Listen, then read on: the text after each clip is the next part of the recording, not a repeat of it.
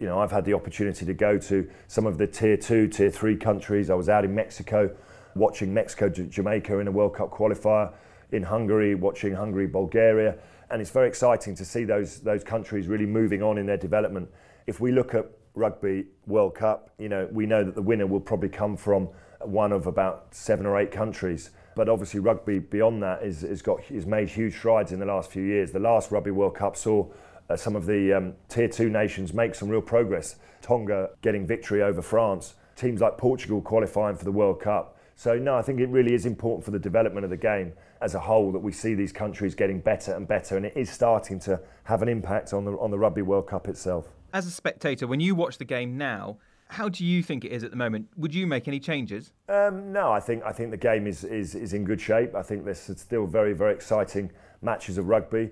Obviously, when you're watching, you look at it in a slightly different way. I do think possibly that from an Englishman, we have to perhaps come up with an answer that gives English rugby the best possible chance of being successful. I'm still not 100% convinced that the nature of the way we play our club rugby is geared as well towards the national team as it could be. That puts us at a slight disadvantage to other countries like Ireland and Wales and New Zealand, where I think everything is much more geared towards the national team. I think if England are going to be successful like they were in 2003, I think there needs to be a slight rethink about how players prioritise their rugby and how they prepare themselves for international rugby. Looking at your own career, you've pretty much won everything. World Cup 7s in '93, 2 Heineken Cups, 5 league titles, a Lions victory in South Africa, and of course, most memorably, the Rugby World Cup in 2003.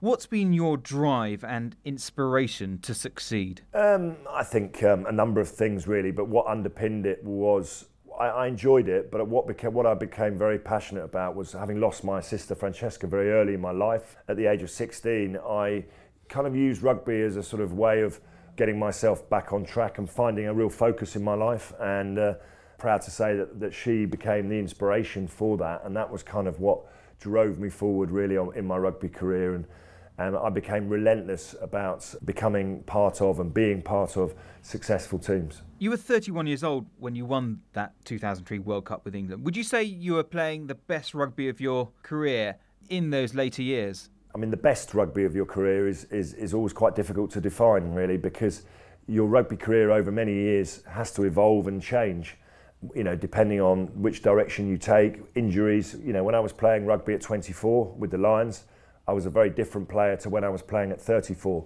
You know, I'd had about 12 or 13 operations in the intervening period. So I think it's how you move your game on, how you develop your game. Fundamentally, the game of rugby should become a bit easier because you understand the game a bit better. But obviously it becomes more physically challenging with age. So we as a team, England, probably played our best rugby from 2000 to 2003 and just about getting over the line to win the World Cup.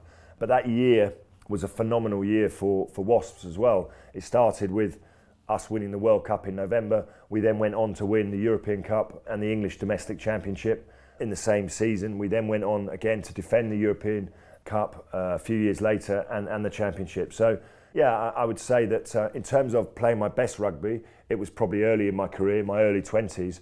But in terms of playing winning rugby, it happened to be much later in my career. OK, well, let's just look back at perhaps the best rugby of your career. I suppose the 1997 Lions tour to South Africa. Yeah, I was very excited. Obviously, the Lions, the British and Irish Lions, is something that every rugby player aspires to at international level. It's the absolute pinnacle. It's quite interesting, actually. We all had to fill in a questionnaire around what it meant to get picked for the Lions, and I think to a man, everyone wrote down it's the absolute pinnacle of my career, even more so than getting picked for your country, which some people might find a surprise. But no, it was a great thrill. In those days, you used to find out the right way, you know, by telephone call or by letter, and it was very, very exciting. You know, it's an interesting time, 1997. It was the sort of last amateur, first professional Lions tour, if you like, and there were some pretty special players that were selected to go along on the trip. Picking up on that, a Lions squad has got to be about great players, but also great tourists. I think a bit of both. Clearly, to get selected for the Lions, you need to have real quality in your side, because what people have to understand is everything is set up to fail for a Lions team. You know, you're England, Scotland, Ireland, Wales. You only get a week together. You are flying to the other side of the world, normally against one of the best teams in the world, the Southern Hemisphere, and you're playing in their country. So it is tricky. It's hard. It's not easy at all, and that's, I guess, what makes it very special. And also, unlike the modern day rugby tour, which tends to be sort of fly in, fly out 2 or 3 weeks, a Lions tour is very much of the old school. It's still 7 or 8 or 9 weeks away, and that can be quite a different experience for some players, particularly the younger, more modern generation of players. So you need to be able to go on tour for long periods of time. You need to be able to cope with what that brings, and if you get homesick, it can be quite a difficult place to be. In the build-up to the first test, which I think was in Cape Town, you actually lost to Northern Transvaal. How did that affect the squad and the team? Well, we'd been going quite well up to that point. We'd won our opening games. We'd overcome some tricky situations. We'd beaten Western Province, one of the bigger sides out there. South Africa made a bit of a mistake, I think, by not playing their test players in some of the warm-up games in the provincial matches. But I think the defeat against Northern Transvaal just gave everyone a bit of a reality check. We were beaten fair and square on the day, and just gave us something to work on. So yeah, Jim Telfer's speech the next day at training was quite emphatic, and we spent I think the best part of about 2 hours hitting quite a few scrums, over 100 scrums. Yeah, so anyone who managed to watch the Living with the Lions documentary will see that he brought everyone pretty much back down to earth. What was the step up in quality like from provincial games to test matches? Well, I mean, obviously the whole emphasis of a Lions tour is about the test matches. That's what you're judged on. You could lose every provincial game, and if you win the test series, the tour is a massive success. And we knew that there was 3 test matches. The South Africans made the mistake of putting the first 2 of those test matches at sea level. They won't be doing that again. Just remember it being a real team effort. There was a you'd sort of get half an arm to someone, and then one of your teammates would come piling in, and there was a real spirit and a wonderful intensity in the way we played, led by the likes of Scott Gibbs and it was amazing. And if you think about the players that got left out of the test team, and this is what makes a very successful Lions trip, it's not just the 15 guys on the field, but there was a lot of people up in the stands that would have given anything to be on the pitch. So it was a question of not letting them down either. But an amazing rearguard effort, really, and probably the biggest and greatest physical challenge you'll ever have on a game of rugby. On a rugby field, they are so strong, so physical, and very direct in their approach. And you have to be prepared to tackle, and you've got to be prepared to do it all afternoon. And you've got to be prepared to tackle big men. So you have to really pack the bravery boots in the bag, no doubt about that. And I can safely say that whenever I've played against South Africa, whether it's for England or the Lions or whoever, it's possibly the most physical game of rugby you'll ever play. I don't think by the end of it that the South Africans could quite believe that they'd lost the Test series.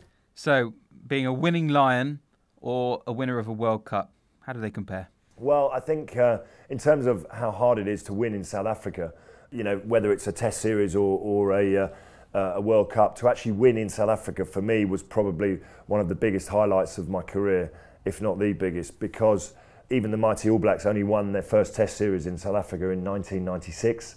We obviously won the year later with the Lions, so that shows you how hard it is to win a Test series in South Africa. So I think that's probably the thing that most of us would look back on and be very proud of. So now, Lawrence, we're less than a year away from yet another Lions tour, this time to Australia next year in 2013.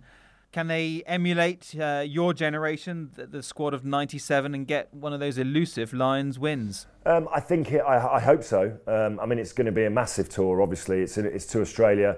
And I think the Lions, having not won a Test series for quite a while, I think it would be very timely now for them to remind everyone how powerful the Lions can be. Because, make no mistake, in the modern professional game, one is still must find a place for the Lions tour, but it has to be competitive. We saw a compelling Test series in 2009 in South Africa. Arguably, the Lions should have won that Test series. Lost that game very narrowly, and then came back from 2-0 to win the last game in the last Test. So yeah, I'd like to see the Lions do well in Australia. I think they've got a great chance, great squad, and obviously Warren Gatland. 2 New Zealand coaches will be going head-to-head. Warren Gatland coaching the Lions and Robbie Deans coaching Australia. So very, very interesting.